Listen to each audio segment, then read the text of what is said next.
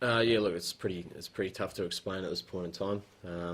I thought for so long during this game, we're obviously up with the play, and at times I felt as if we were dictating terms as well. But I guess within an hour, the game turned on its head, and I guess England continued to grow in confidence as they kept picking up wickets regularly, and I guess our confidence was starting to subside somewhat, and I guess the difference between the two teams came down to that 1 hour of madness. Can you explain the scene in the dressing room, what's happening, in the middle of a collapse like that, and everyone's mindset? Guys are getting their pads on and getting their pads off pretty quickly, but yeah, look, you're looking for a calm presence somewhere, whether that's out in the middle or in the change room, and there was plenty of calmness about the guys in the change room, and I just felt that we weren't quite able to transfer that out into the middle. But we've had many of these experiences before. I think we've put distance between the last time that we felt this sort of pain, and this time around. And I think we've taken some significant steps forward in the last little while, but today was undoubtedly a step backwards inside that hour. When you try and rationalise it, do you blame yourselves, or do you hand it to the ball? No, I think you've got to give credit where credit's due, and Stuart Broad's spell of bowling was high class. I think he swung the ball beautifully. He was able to, get the odd ball to hold its line as well up the slope, and I thought his lengths were impeccable, and he bowled at reasonable pace as well. So he certainly, did his bit. But from our point of view as well, we weren't quite able to, work out a way to be able to get through it. So there's partial blame there from our point of view, but also there's credit to Stuart for his performance too. What was the method that you went out to try and chase that target with? Did you send the boys out to almost kind of gradually inch their way to the target, or was it about trying to be positive and get after it? It's just about guys playing their own games and finding the space in their own, minds to be able to operate where they're best. And I think we're a calm batting unit, we're not a unit that needs to be hyped up, and we're not a unit that needs to be, given a barrel either. We're a group of players who are learning their own games to a degree, but also have confidence in what they showed during back home as well. And yesterday we were confident that 230 was achievable, but you also needed a relatively decent start, and 6 for 29 was certainly not the start that we were after. Was that as much the sort of key factor to it, trying to not lose early wickets? And I guess as soon as those first couple went, then you get a little bit jumpy.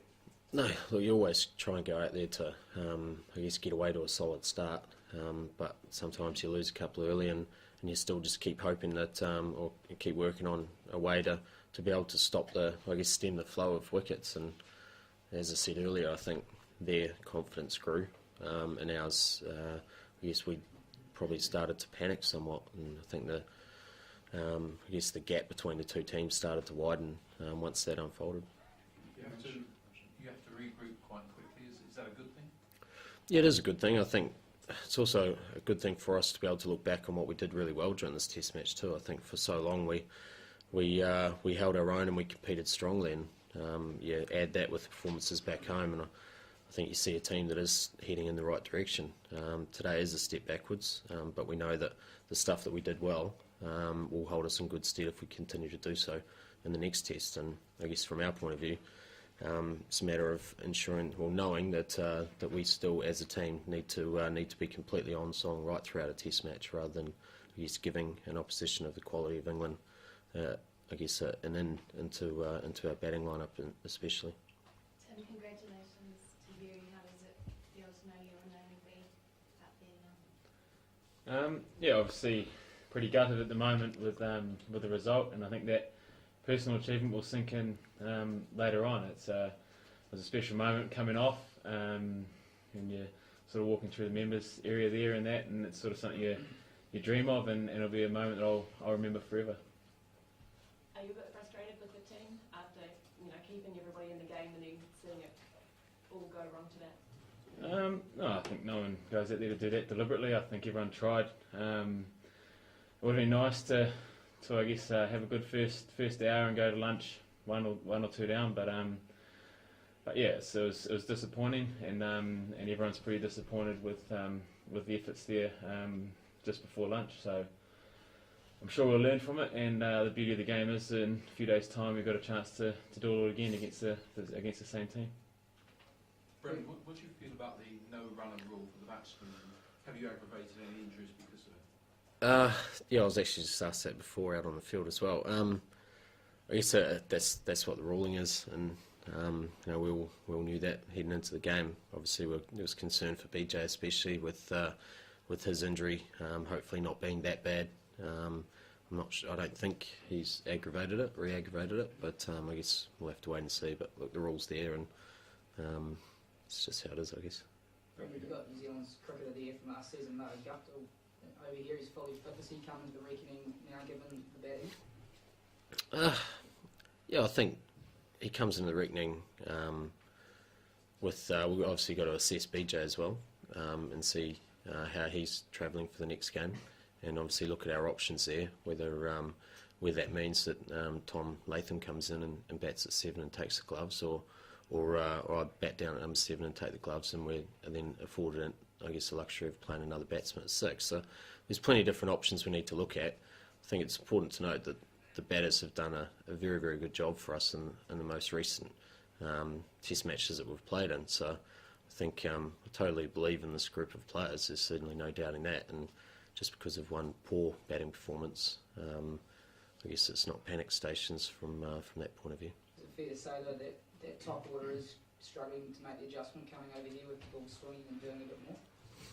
Yeah, I think both top orders have struggled a little bit against the swinging ball. I thought we were able to expose their top order to a degree as well with the ball swinging. So they're certainly not easy batting conditions, as the 3 scores in the 200 and 1 under 100 suggest. But I think it's still important that you remain consistent in the way you go about things. And after South Africa, we looked at I guess how we strip things back and work out the balance of our team, what's required in the makeup of that. And I think we've shown significant gains in the last little while with that strategy. So it would be foolish to throw that out now after 1 hour of mayhem.